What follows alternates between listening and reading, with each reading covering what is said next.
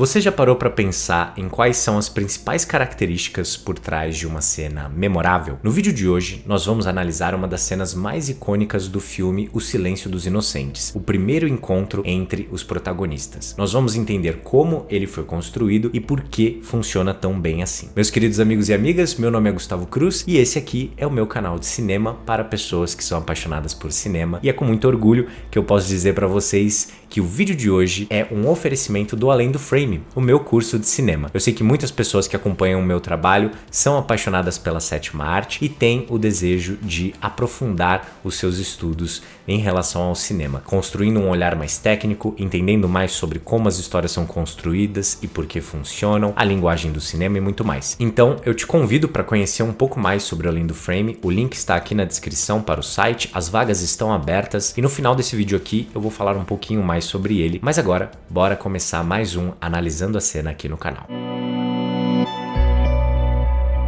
Sempre que nós vamos analisar uma cena, acabamos encontrando diversos elementos que se repetem, principalmente em filmes que usam uma estrutura mais clássica que a gente já está acostumado a assistir. E uma dessas semelhanças é que, geralmente, em toda boa cena, você vai encontrar personagens com objetivos diferentes e que, geralmente, para alcançar esse objetivo, precisam superar aquele outro personagem que está diante dele. Essa é basicamente uma estrutura bem clássica de conflito, né? Você tem personagens que querem alguma coisa e esses personagens encontram um obstáculo muito grande que cria, é claro, o conflito que todos nós conhecemos. Existe um vídeo bem bacana do canal Lessons from a Screenplay que analisa uma das cenas em Silêncio dos Inocentes. Ele analisa uma cena posterior a essa que nós vamos falar hoje, uma cena mais avançada do filme, quando a relação desses dois personagens já está mais estabelecida, e ele traz muitas coisas interessantes sobre o roteiro daquela cena em específico. Então, eu super recomendo para vocês. E nós aqui vamos analisar a cena do ponto de vista mais forte em relação à direção. Como o diretor decidiu estabelecer esse personagem icônico, ele sabia que essa cena era importantíssima para o filme todo funcionar e como ele não deixou a protagonista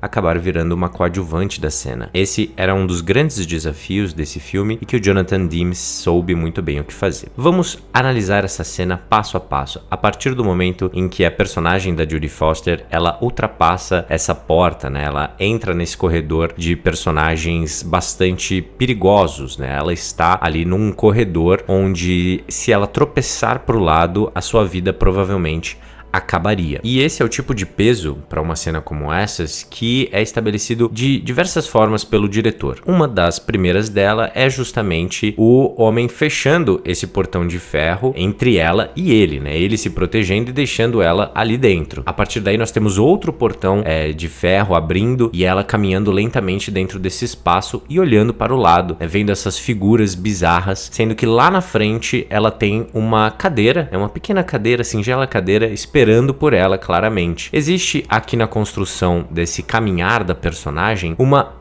antecipação muito forte, uma criação do suspense, e isso acontece com uma transição, né? Nós temos a câmera acompanhando ela de um ângulo um pouquinho mais baixo, né? Deixando ali a personagem ainda com uma certa força, um certo poder que talvez ela esteja tentando carregar desde as outras cenas. Afinal de contas, nós estamos falando de uma personagem que ainda não é aquilo que deseja ser, ela ainda não alcançou o patamar que quer ter de poder, né? Nas suas relações, e nós temos essa apresentação do corredor, né, do ponto de vista dela. Então a câmera está acompanhando essa personagem ainda, né, colocada de baixo para cima, sendo que ela está tentando estabelecer essa posição de poder, né, e a câmera aqui ainda coloca ela nessa situação. A gente vai ver mais para frente por que isso é tão impactante, por que é tão interessante a câmera estar nessa posição que empodera essa personagem, né? Afinal de contas, ela vai perder esse poder daqui a pouquinho.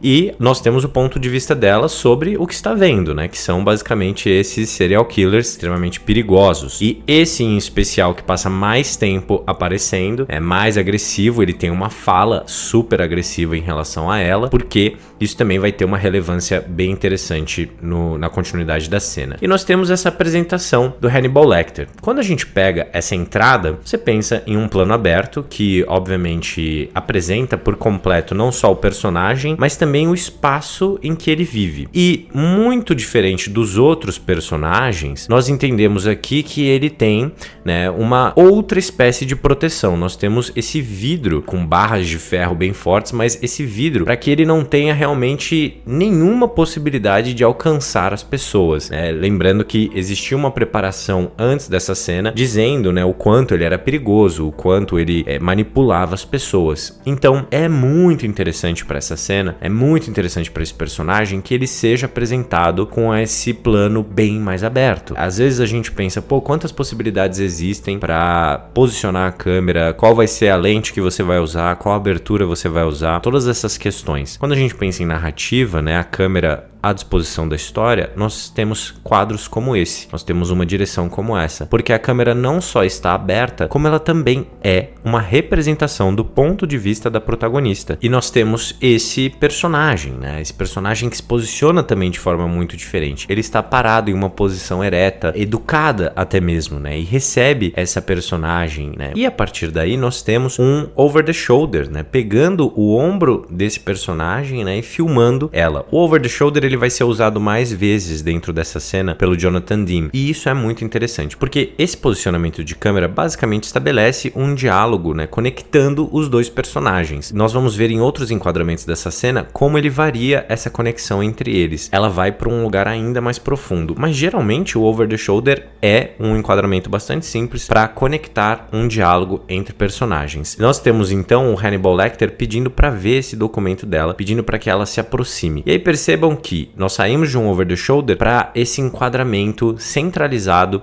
do Hannibal. E aqui nós temos uma grande mudança, né? Uma mudança que se estabelece e que vejam como o enquadramento conta uma história inteira, né? Nesse exato momento nós temos o ponto de vista dela quando está olhando para o Hannibal Lecter e o ponto de vista dele quando está olhando para Clarice. Então aqui o diretor coloca o público dentro da cabeça tanto da protagonista como também do Hannibal Lecter. E isso diz muito sobre a relação deles que se estabelece ao longo de toda a narrativa, né? Nenhuma personagem se conecta com Hannibal Lecter como a Clarice. E o interessante é que a partir do movimento desses dois personagens nós temos esse close no rosto dos personagens. Outro enquadramento que também vai continuar ao longo dessa cena. Isso porque, através do close, o que nós temos é justamente o que o diretor queria transmitir. O rosto desses personagens, né? A conexão total facial entre os dois. E por que isso é tão interessante, né? Tem muitos filmes que usam o close até demais, né? E isso faz com que o público se sinta perdido no espaço, sem saber exatamente onde aqueles personagens estão. Percebam que aqui o Jonathan Demme, ele estabeleceu muito bem onde esses personagens estão até chegar nesse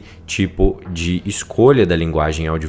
Então, quando ele está utilizando os closes, ele não quer que você preste atenção em absolutamente nada além do rosto daqueles personagens, o que está sendo dito e principalmente o olhar, porque essa é uma cena que fala muito sobre o jogo de poder entre esses dois personagens, né? É importante que o Hannibal Lecter tenha inicialmente um poder absurdo sobre a Clarice para que depois ela vá conquistando seu espaço nessa relação. E depois desses closes nós voltamos para os over the shoulders, mas um pouco mais fechados, né? Ou seja, o espaço entre esses dois está cada vez menor. E percebam como a câmera acompanha também o diálogo. Depois de assistirem esse vídeo aqui, façam um exercício de assistir essa cena com diálogo para perceberem como essa aproximação do diretor estabelece justamente a tensão entre os dois. E ele não poderia passar a cena toda no rosto desses personagens, porque o elemento do close perderia completamente a sua força. E aí nós temos um outro elemento de mise-en-scène dentro dessa cena que é muito relevante. Diz muito sobre não só a relação dos dois, mas também a temática do filme em relação a essa protagonista, né? A relação dela com todos os outros homens ao redor dela. Não só o Hannibal Lecter, mas o seu chefe, os seus colegas de trabalho e todos os outros homens que cruzam o seu caminho. Inclusive o serial killer que ela está caçando. O Hannibal Lecter pede para que ela sente na cadeira. E a partir daí, nós temos mais uma vez, né, os close-ups dele, né? Então isso mostra que ele está cada vez mais próximo da mente dela. É o ponto de vista dela. Percebam que ele está olhando para a câmera, né? Então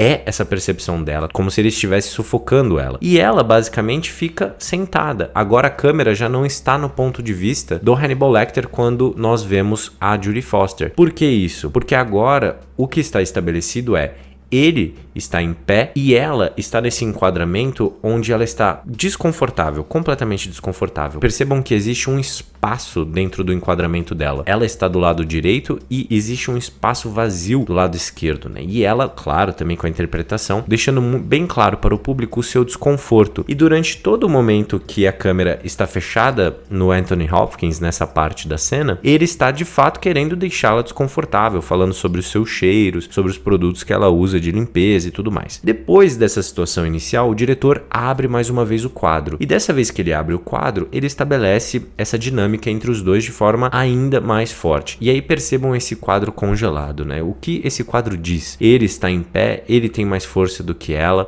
está sentada, então ela está em uma posição desfavorável a ela e, não à toa, atrás dela, no canto direito do quadro, nós temos uma escada, né, com uma luz ali em cima. Não faz muito sentido essa escada estar aí, não é mesmo? Afinal de contas, ela entra nesse espaço por duas portas distintas, mas essa escada em si, ela tem uma força psicológica para quem está assistindo. É para onde a personagem gostaria de ir, ela quer fugir dessa situação o tempo todo, né? Ainda que ela precise superar esse obstáculo, sempre existe a possibilidade dela fugir, o que faz a cena ser tão interessante, porque a personagem quer muito resolver o caso, mas ao mesmo tempo o Hannibal Lecter faz ela querer sair fora dessa situação. Ela tenta chamar a atenção, né, para os seus desenhos, e aí percebam que o diretor não corta quando ele faz o movimento do desenho para o Hannibal, é uma forma de conectá-lo também, né? Você tem esses pequenos movimentos de câmera, de close-up para determinadas questões com o Hannibal, que é uma forma de conectar o personagem a certas ações, a certas questões. E percebam que a câmera agora não sai do close-up, né? Nós temos ela um pouco mais aberta e ele nesse foco total.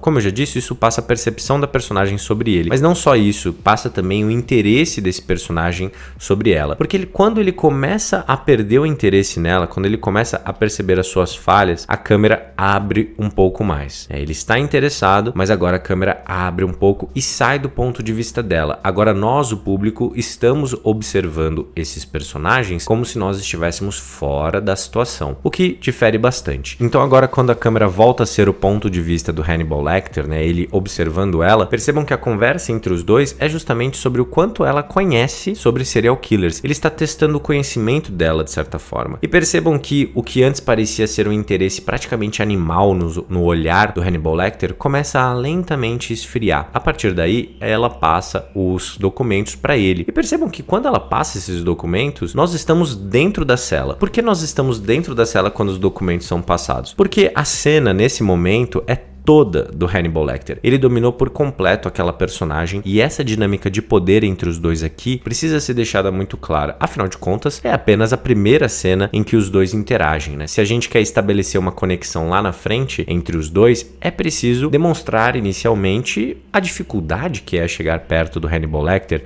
a dificuldade de convencê-lo de alguma coisa. Na abertura de quadro com o POV para ele, onde ele dá uma piscadinha para ela, nós temos aqui um momento em que a cena ela esfria, ela começa a, de forma esquisita, talvez até se sentir um pouco mais confortável na situação. Só que isso faz com que o Hannibal fique completamente desinteressado com o caso. Ele fica desinteressado com a forma com que ela está lidando com ele. E percebam que quando ele está desinteressado, ele também fica incomodado. E a partir disso, nós temos esse enquadramento que também tem esse espaço vazio, né? Quando nós estamos olhando para o Anthony Hopkins, nós temos esse espaço vazio. O que esse espaço vazio representa entre os dois, né? Quando nós estamos falando de uma cena em que o público está no ponto de vista de um, no ponto de vista de outro, nós temos os over the shoulders conectando os dois e nós temos esse estranho enquadramento, né, que abre espaço. É uma escolha que o diretor fez para apresentar o incômodo dos dois, que são incômodos diferentes. Percebam que quando o Hannibal está incomodado, ela está um pouco mais centralizada do que ele. Só que